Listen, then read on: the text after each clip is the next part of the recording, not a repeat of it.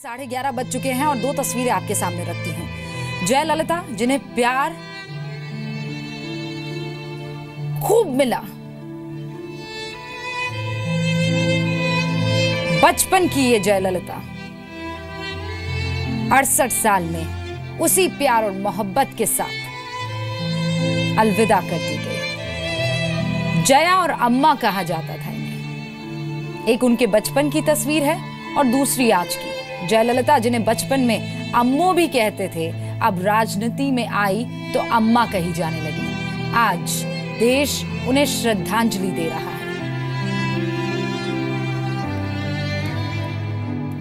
अम्मा काम दिया था, आज हमारे से बिछड़ के चले गया। हम सबको अम्मा चाहिए, फिर तो अम्मा नहीं है। हम सब अम्मा के वैसे इधर लेकर आए हैं। सारे पब्लिक अम्मा को देखने करोड़ों के लिए सब मेहनत करे थे। देवल चर्च दरगाह में पूरे हम सबको तमिलनाडु के पब्लिक नहीं है, ऑल इंडिया ऑल वर्ल्ड के पब्लिक सबको छोड़ के अम्मा ने चले गए। हम सबको दिल को रजा। अम्मा तो दुनिया से जाकर रहेगा, हमारे दिल में कभी भी रहेगा हमारे अम्मा। सेंसिटिव थी, अगर उनके बारे में कोई नेगेटिव कुछ कह दे, she used to feel it. बहुत सेंसिटिव फील करती थी कि उन्होंने ऐसा क्यों कहा। She used to feel like that and she went on to become the most powerful chief minister in India. आज के दिन प्यार करती थी जनता उनको, वहाँ की पूछते थे उनको, और इससे उनके जाने से पर्टिकुलरली महिला लीडर्स का में बहुत कमी आएगी।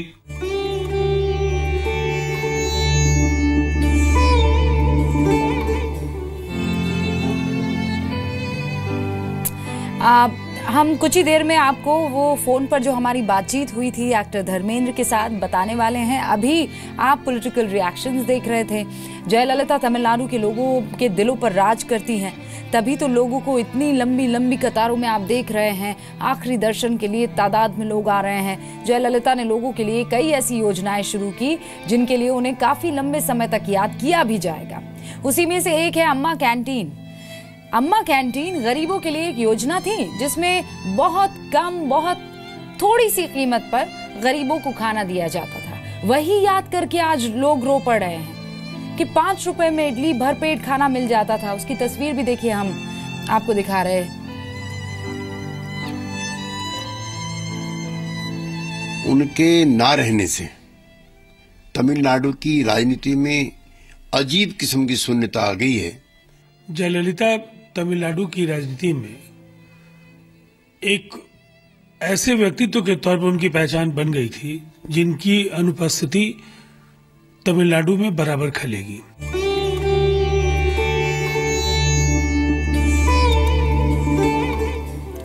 बहुत कम लोग राजनीति में जयललिता के काफी करीबी रहे हैं। शशिकला नटराजन उनमें से एक है। वो जयललिता के सबसे करीब थी।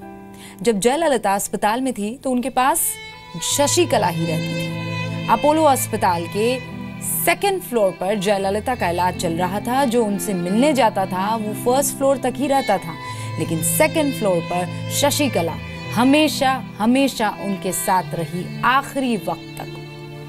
बहरहाल दो खास मेहमान हमारे साथ यहाँ स्टूडियो में बने, माफ कीजिएगा, स्टूडियो में हमारे साथ टी रामाचंद्रन साहब वरिष्ठ पत्रकार है। स्मिता प्रकाश ANI की एडिटर भी हमारे साथ जुड़ गई हैं, वरिष्ठ पत्रकार। स्मिता जी, बहुत बहुत स्वागत है आपका।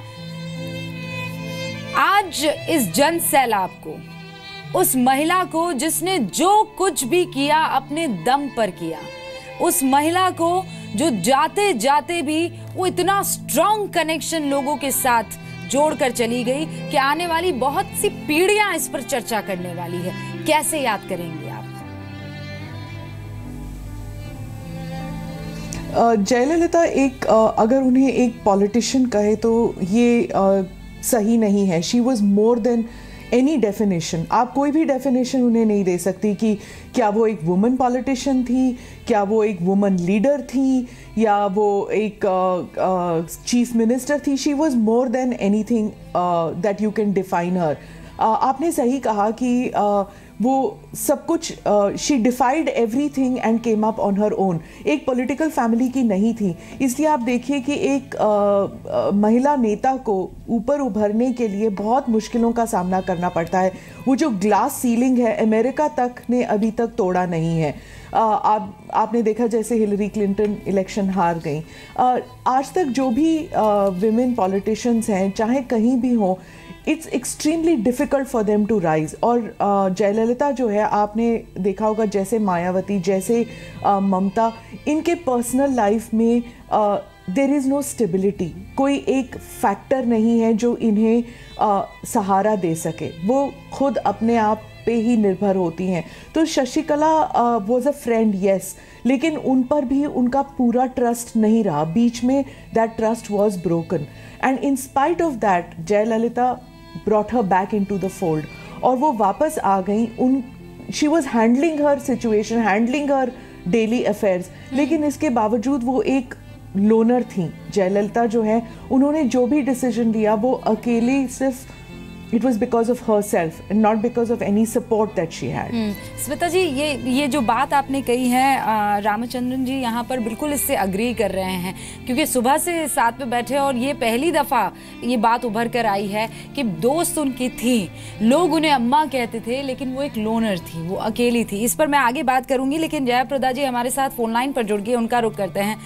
मैम, आप भी एक एक्ट्रेस रही हैं, एक पॉलिटिशियन, वो एक एक्ट्रेस रही हैं और फिर पॉलिटिशियन, और ऐसी गजब की पॉलिटिशियन के सीटों को छोड़ दीजिए, सीटें तो जीती, वो दिल और रूह तक लोगों की जीत कर चली गई। कैसे याद करेंगे आज? जी, बहुत ही आज दुख का समय है ये, और मैं इस समय पे मैं एक ही बात बताना चाहती हूँ कि आई सैल्यूट हर, क्योंकि इतने लाखों लोग, करोड़ों लोग आज अम्मा के लिए रो रहे हैं, पूरी भारत देश उनको कंडोलेंस दे रहे हैं। एक सदमे के साथ लोग देख रहे हैं कि ये समझ नहीं पा रहे हैं कि अम्मा हमारे साथ नहीं है। लेकिन बात ये है कि ये बात हम लोगों को गर्व के साथ कहना चाहिए, बहुत बड़ी नेता थी और she is a great administrator, बहुत बड़ी बहादुर नेता थी। और लेकिन खास तौर ये बताना चाहती हूँ कि वो हमारे फिल्म फेटर्निटी के साथ जुड़ी हुई थी। कई साल उन्होंने फिल्मों में काम की, सक्सेसफुल रही, and at the same time उनको जिस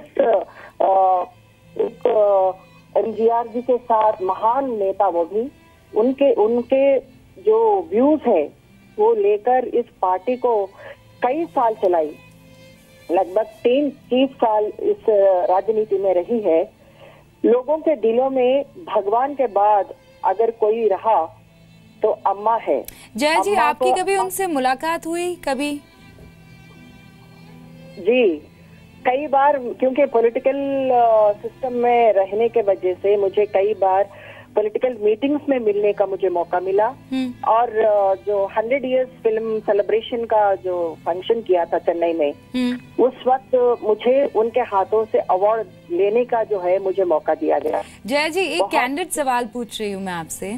आप कह रही हैं आप कई मर्तबा उनसे मिली, जब आपने उन्हें देखा, ऐसी वो कौन सी बात थी जो आप उनसे शायद कहना चाहती और ना कह पाई, और आज अगर वो आपके सामने होती तो आप कह पाती? ऐसी कोई एक बात आपके जहन में रही हो?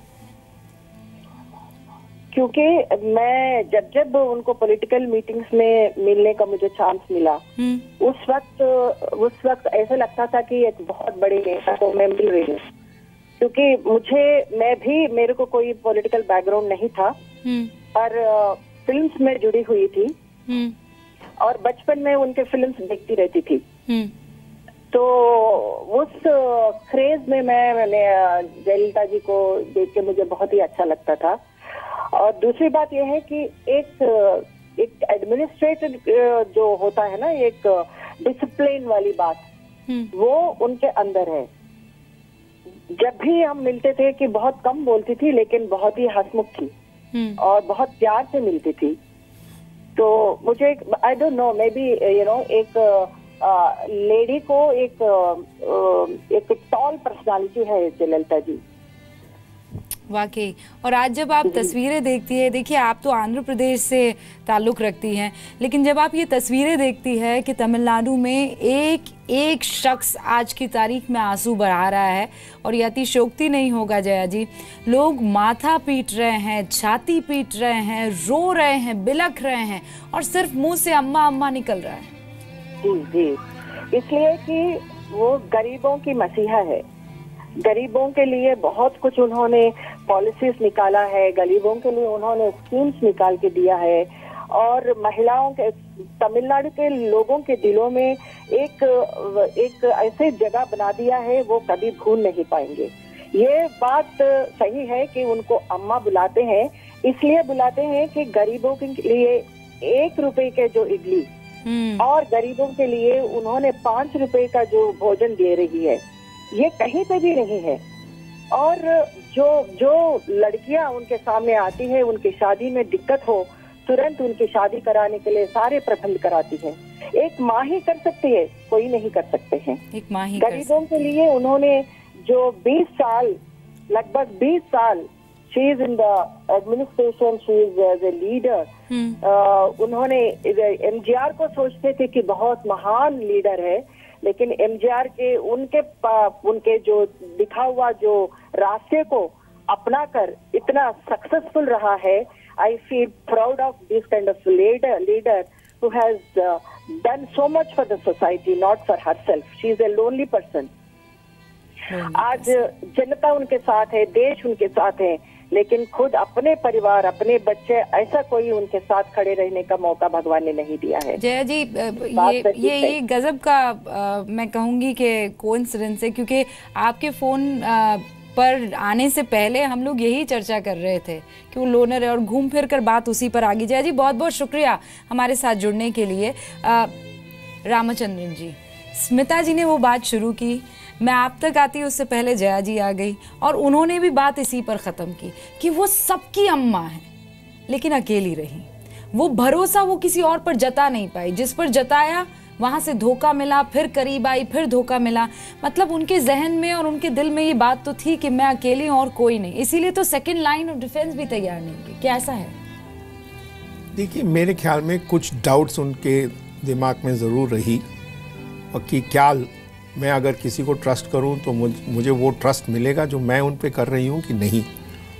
कुछ सालों पहले इसीलिए उन्होंने, जब किसी ने उनसे एक सवाल किया तो उसका जवाब उन्होंने ऐसे ही दिया कि मैं किसी पे ट्रस्ट नहीं करती, सिर्फ अपने आप को और अपने आप में ट्रस्ट करती हूँ। बात बिल्कुल स्पष्ट थी कि उनको काफ़ी झटके मिले, काफ़ी उनको सफ़र करना पड़ा। लोग, उनके राइवल्स, पॉलिटिकल राइवल्स ने काफ़ी केसेस थोपा उनके ऊपर। उनका मानना था कि ये सब पॉलिटिकल वेंडेटा था और ये केसेस ठीक नहीं थी। आखिरकार मेरे ख्याल में उनकी डिटीरियरेशन हेल्थ में तभी हुई जब वो जेल गई। वो करप्शन केसेस में जो भी था, जेल तो गई, बट उनको कई जगह से कोर्ट की रिहाई भी मिली कि ये ठीक नहीं था। तो जब बाहर आई, जो डिटीरियरेशन उनकी हेल्थ में हुई वो ज़्यादातर जेल में हुई। और at the end of the day अगर आप देखेंगे तो डेस्टिनी भी कोई चीज़ है। अगर आप सबको मिला के देखेंगे इन वन, तो मेरे ख्याल में बड़ी करेजियस औरत थी जयललिता, कि इतना सब कुछ सामना करने के बाद उसने जो पेरियार की आइडियल्स थी कि जितने भी गरीब और नीचे वर्ग के लोग हैं, ऑप्रेस्ड हैं, सप्रेस्ड हैं, सबको उठाना बहुत ज़रूरी है और उनको ये समझाना ज़रूरी है कि उनकी अपनी राइट्स हैं और वो उनको पढ़ाई करना चाहिए, उनको बड़ा होना चाहिए, उनको आइडियल्स कुछ होने चाहिए, और जितनी वो कर सकी उन्होंने किया। और मेरे ख्याल में जो एक चीज़ स्टैंड आउट करती है वो ये है कि महिलाओं के लिए उन्होंने ये ज़रूर की कि they are treated as equals with everyone else. मेरे ख्याल में ये एक बहुत बड़ी चीज़, एक अचीवमेंट है, क्योंकि तमिलनाडु में आप किसी सी महिला से बात कर लें, मिडिल एजेड की या थोड़ी और बड़ी हों, तो वो हाथ जोड़ के कहती है कि अगर हम इस स्थिति में आज हैं तो ये अम्मा की वजह से है। हमारे पास घर है, एक छत है, जो थोड़ी बहुत ज़रूरतें हमको पहले नहीं होती थी वो सब हमको दी रखा है। और सर मैं थोड़ा और बेस में जाती हूँ, वो एप्लीकेशन में पिता का नाम जो अनिवार्य पहले कभी हुआ करता था उसको हटा देना कि अब जरूरी नहीं है, ये अपने आप में एक बहुत बड़ी आइडेंटिटी एक औरत को दे देना है। आपसे बिल्कुल सहमत हूँ और इससे कोई डिनाई नहीं कर सकता कि अगर इतना दूर की सोच आपने देखा है कि फादर के नेम को इंसिस्ट मत करो, मेरे ख्याल में अपने आप में एक बहुत बड़ी चीज़ है। और मैं सहमत हूँ, औरतों की डिग्निटी को आप यहाँ से वहाँ ले जाती और हैं। यही तो वजह है सर कि औरतें बिलखती हुई और रोती हुई दिख रही हैं और कहाँ से न जाने पहुंच रही हैं कि बस एक झलक मिल जाए। एक छोटे से ब्रेक के लिए स्मिता प्रकाश भी हमारे साथ यहाँ पर हैं, रामचंद्रन जी भी जुड़े हुए हैं और लगातार कोशिश करेंगे कि, माफ कीजिएगा मैं ब्रेक लूँ उससे पहले देखिए तस्वीरें भी सामने आ गई हैं। रजनीकांत थलाइवा वहां पर अपने पूरे परिवार के साथ आखिरी दर्शन के लिए पहुंचे हैं और ठीक बगल में शशिकला उनके खड़ी नजर आ रही है आपको। उनके चेहरे के हाव भाव मायूसी भरे हैं।